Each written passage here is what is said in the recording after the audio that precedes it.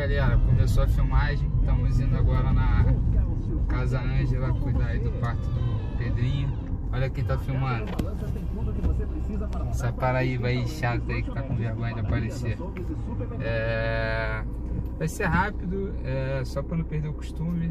Dirigindo aqui, querendo fazer um vídeo comentando os assuntos que eu vi no final de semana e também hoje.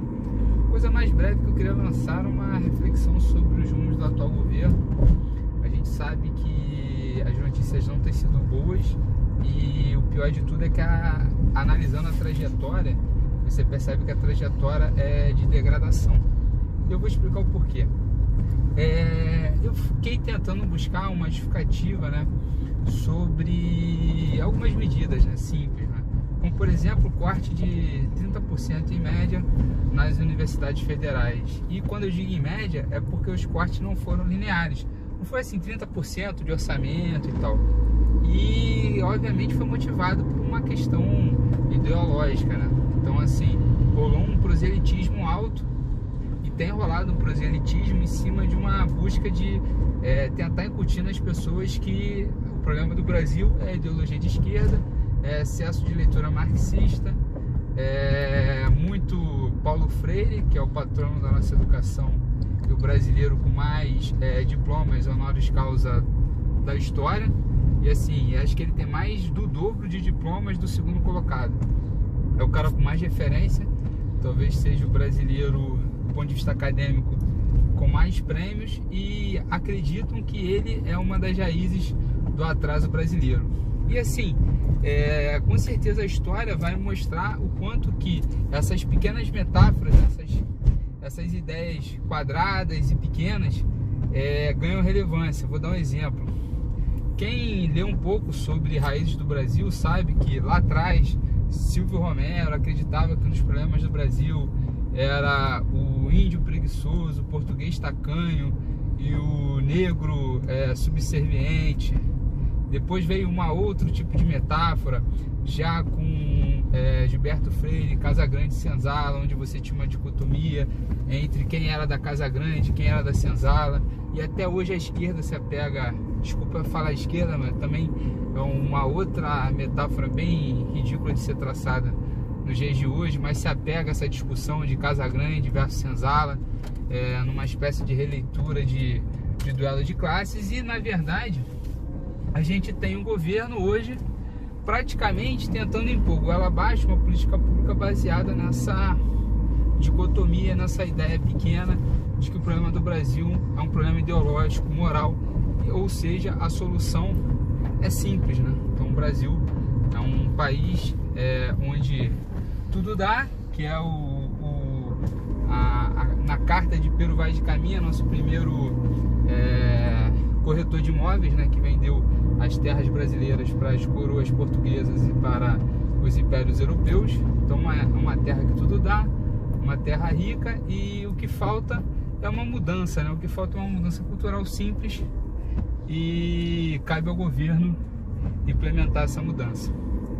Ponto.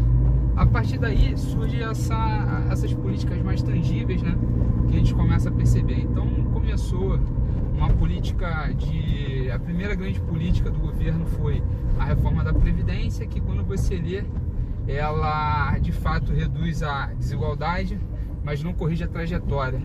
E as políticas que corrigiram a trajetória, pasmem, são a reforma de 2013 imposta pelo Lula e a reforma de 2013 imposta pela Dilma. Nem Fernando Henrique passou uma reforma da Previdência e obviamente não impôs o mesmo ímpeto que ele colocou na sua tão amada reeleição em cima da reforma da Previdência. Então os dois governos petistas, que todo mundo acredita que são as raízes do problema do Brasil, foram governos que conseguiram reduzir a trajetória da desigualdade, cortando na unha, cortando na pele, em cima da sua suposta classe privilegiada, que são os funcionários públicos. A partir daí, o governo atual ele faz uma reforma totalmente para inglês ver, onde grande parte da economia é em cima do regime geral de previdência e o regime próprio de previdência social continua sem teto. Bom, já nisso eu já fiquei meio com o pé atrás. E quem conseguiu ler as 67 páginas provavelmente deveria estar com esse mesmo pé. E aí teve toda a discussão onde o ministro da infraestrutura, um ministro militar, de fato parece estar desenvolvendo uma política razoável. Só que quando você compara os postos, por exemplo, ligados à economia, né? Então a gente tinha na gestão anterior do Temer um presidente do Banco Central que foi o banqueiro central mais eficiente do mundo no ano de 2017, que obviamente não vai ser atingido nem próximo do atual ministro, que é neto do Roberto Campos. E como os esportes demonstram e a política insiste em tentar refutar, mérito não é hereditário. Então vocês que ficam votando aí em fulano neto, fulano filho, provavelmente estão votando no fantasma e estão buscando outra coisa que não apenas mérito. A partir daí a gente olha também uma política importante, que é a política educacional, onde o ministro faz uma perseguição às bruxas ideológicas. E aí, voltando para minha fala do corte de 30% que não foi linear, onde a maior parte do corte foi em cima dos hospitais universitários. Ou seja, umas poucas políticas extensionistas que atingem de fato quem precisa, porque quem procura hospital universitário são os mais pobres, foram cortadas. Ou seja, uma formação em medicina que é obviamente muito elitista. Quem visitou algum campus universitário verifica obviamente que existe um viés de renda muito alto nos cursos de medicina, só que eles prestam bom serviço, não dá para dizer que é um bom serviço, mas pelo menos prestam um bom serviço. Eu só não digo que é bom porque eu nunca experimentei. É bom. Para as pessoas que lá procuram, geralmente são pessoas mais pobres, que são serviços gratuitos, esses serviços vão ficar obviamente comprometidos. E além disso, grande parte do orçamento que está sendo contingenciado é parte do orçamento que a universidade tem como livre e geralmente adota políticas de inclusão social, como políticas de restaurante universitário, políticas de acolhimento, bolsas, doação de livros e por aí vai. Ou seja, vai tornar cada vez menos efetivo o real gasto em cima da classe mais pobre, porque sem essas políticas a capacidade de aprendizado de alguém com fome, de alguém que não consegue se deslocar, de alguém que não consegue ter acesso aos livros, fica totalmente reduzida, tornando ainda mais a política, que eu acho regressiva, que é o sistema de ensino superior, ainda mais regressiva, porque o pobre cada vez menos vai ter proveito no recebimento dessa política. E tudo isso em prol de uma ideologia que tenta atacar uma outra ideologia que supostamente ela está enraizada no Brasil. E mais, cada vez que esse governo provoca essas políticas, que são políticas meio esquisitas, gera dois efeitos. Um, alguém que apoiou acorda e fala, porra, fiz merda. Dois, tem muitas pessoas que têm um apego a estar certo que é absurdo, né? Então toda vez que ela percebe que ela poderia ter escolhido errado, ela na sua cabeça arruma alguma justificativa para mostrar que estava certo.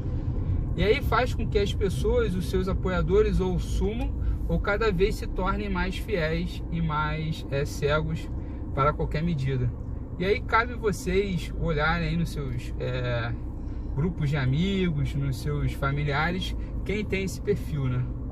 Parece bem óbvio aí o que está acontecendo e infelizmente eu não prevejo uma boa saída para esse governo.